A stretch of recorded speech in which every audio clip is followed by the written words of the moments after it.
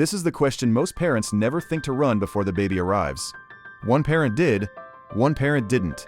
She paused her ISA the month her first child was born. It felt responsible. It felt like the right thing to do. The money was going to be needed. She was certain of it. She did not run the number until her youngest was 7. The gap was not 3 years of contributions, it was the compounding on 18 years of growth that never started. That number has a shape, and once you see it, you cannot unsee it. Series 4 built the portfolio. Series 5 tests whether it survives real life. Episode 25. The baby. The pause that feels inevitable. The cost that only becomes visible years later. 6 life events across this series. Each one has a moment where the automation is most vulnerable. This is the moment most parents underestimate. Subscribe and you will not miss the rest. Back to the question, did you know you could keep investing through kids? Here is what 3 years looks like across 18. Not 3 years of missing contributions. 3 years of compounding on 18 years of growth that the pause prevented from ever starting. The question is not whether children are expensive. They are. The question is what the pause costs compared to a reduction. The Child Poverty Action Group publishes the cost of raising a child to age 18 in the UK every year.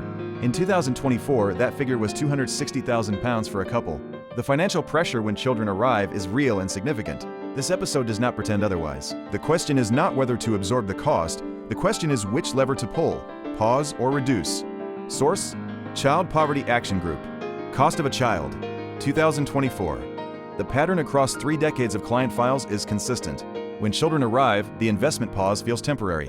In every case on record, the pause extended beyond the original estimate. The cost only became visible when someone ran the number and compared it to the portfolio that never stopped. The question again, did you know you could keep investing through kids? Here's the version that stayed with her. It was not whether to invest through the expensive years. It was whether the pause was temporary. Every parent who paused believed the pause was temporary. Pausing investing when children arrive is the most expensive financial decision most parents make. Not because of what they lose immediately, but because of what the compounding gap produces across 18 uninterrupted years of growth that was never started. The investor who reduced by 30% and never stopped was significantly ahead of the investor who paused for 3 years and restarted at the same contribution. The reduction cost a fraction, the pause cost compounding. The wrong belief: children are too expensive to keep investing through. Financial pressure demands a pause, and I will restart once things stabilize. The FCA Financial Lives 2022 survey confirms 17% of UK adults hold a stocks and shares ISA. The investment gap forms in the exact years when children arrive, because compound interest starts compounding in year 1.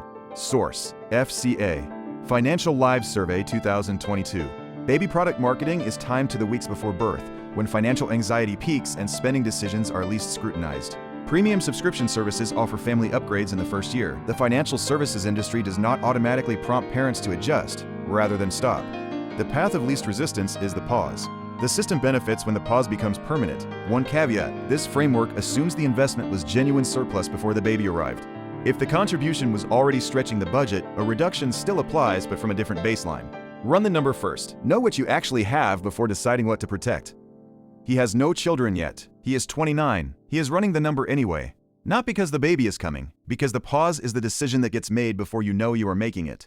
He sets the rule before he needs it. Maya steps in. Pausing investing when children arrive is the most expensive financial decision most parents make. Not because of what they lose immediately, but because of what the compounding gap produces across 18 uninterrupted years of growth that was never started. The framework is one rule: reduce, never stop. Set the reduced standing order before the baby arrives, not after. ISA in the UK, TFSA in Canada, super or investment account in Australia, KiwiSaver in New Zealand, the account does not matter, the automation does. The step people who acted on this took: set the reduced amount before the event arrives. The portfolio is up. 18 years of uninterrupted compounding. She reduced by 30% when the first child arrived. She never stopped. She opens the comparison, what the pause would have cost versus what the reduction cost. She runs it again. I paused my ISA the month my first child was born. I restarted 3 years later. I did not run the number until my youngest was 7. The number disagreed with the pause. The 1% detail. The rule of 72: divide 72 by your annual return, and you get the years it takes to double your money. At a 7% annual return, a common long-term index fund assumption, money doubles every 10.3 years.